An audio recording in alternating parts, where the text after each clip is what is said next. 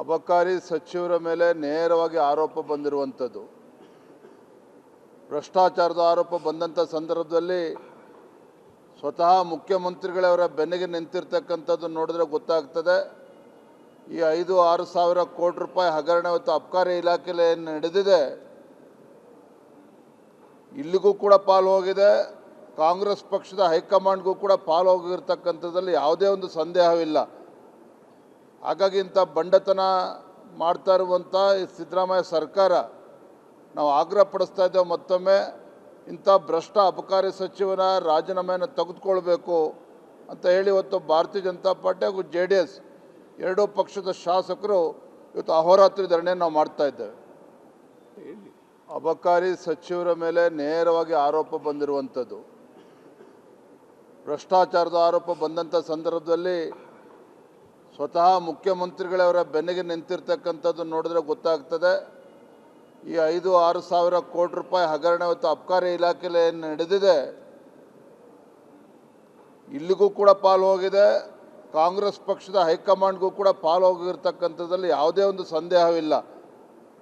ಹಾಗಾಗಿ ಇಂಥ ಬಂಡತನ ಮಾಡ್ತಾ ಇರುವಂಥ ಈ ಸಿದ್ದರಾಮಯ್ಯ ಸರ್ಕಾರ ನಾವು ಆಗ್ರಹ ಪಡಿಸ್ತಾ ಇದ್ದೇವೆ. ಮತ್ತೊಮ್ಮೆ ಇಂಥ ಭ್ರಷ್ಟ ಅಬಕಾರಿ ಸಚಿವನ ರಾಜೀನಾಮೆಯನ್ನು ತೆಗೆದುಕೊಳ್ಬೇಕು ಅಂತ ಹೇಳಿ ಇವತ್ತು ಭಾರತೀಯ ಜನತಾ ಪಾರ್ಟಿ ಹಾಗೂ JDS ಎರಡೂ ಪಕ್ಷದ ಶಾಸಕರು ಇವತ್ತು ಅಹೋರಾತ್ರಿ ಧರಣಿಯನ್ನು ನಾವು ಮಾಡ್ತಾ ಇದ್ದೇವೆ.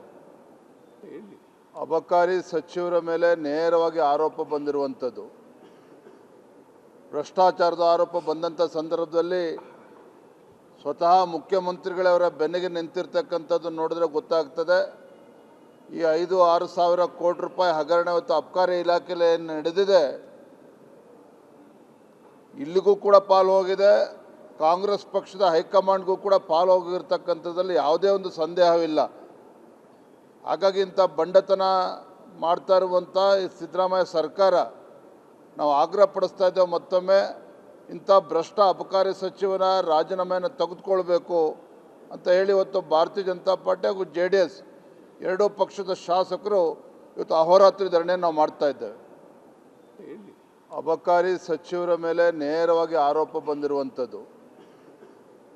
ಭ್ರಷ್ಟಾಚಾರದ ಆರೋಪ ಬಂದಂಥ ಸಂದರ್ಭದಲ್ಲಿ ಸ್ವತಃ ಮುಖ್ಯಮಂತ್ರಿಗಳವರ ಬೆನ್ನಿಗೆ ನಿಂತಿರ್ತಕ್ಕಂಥದ್ದು ನೋಡಿದ್ರೆ ಗೊತ್ತಾಗ್ತದೆ. ಈ 5-6 ಸಾವಿರ ಕೋಟಿ ರೂಪಾಯಿ ಹಗರಣ ಇವತ್ತು ಅಬಕಾರಿ ಇಲಾಖೆಯಲ್ಲಿ ಏನು ನಡೆದಿದೆ, ಇಲ್ಲಿಗೂ ಕೂಡ ಪಾಲು ಹೋಗಿದೆ.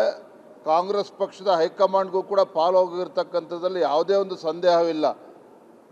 ಹಾಗಾಗಿ ಇಂಥ ಬಂಡತನ ಮಾಡ್ತಾ ಇರುವಂಥ ಈ ಸಿದ್ದರಾಮಯ್ಯ ಸರ್ಕಾರ ನಾವು ಆಗ್ರಹ ಪಡಿಸ್ತಾ ಇದ್ದೇವೆ. ಮತ್ತೊಮ್ಮೆ ಇಂಥ ಭ್ರಷ್ಟ ಅಬಕಾರಿ ಸಚಿವನ ರಾಜೀನಾಮೆಯನ್ನು ತೆಗೆದುಕೊಳ್ಬೇಕು ಅಂತ ಹೇಳಿ ಇವತ್ತು ಭಾರತೀಯ ಜನತಾ ಪಾರ್ಟಿ ಹಾಗೂ JDS ಎರಡೂ ಪಕ್ಷದ ಶಾಸಕರು ಇವತ್ತು ಅಹೋರಾತ್ರಿ ಧರಣಿಯನ್ನು ನಾವು ಮಾಡ್ತಾ ಇದ್ದೇವೆ.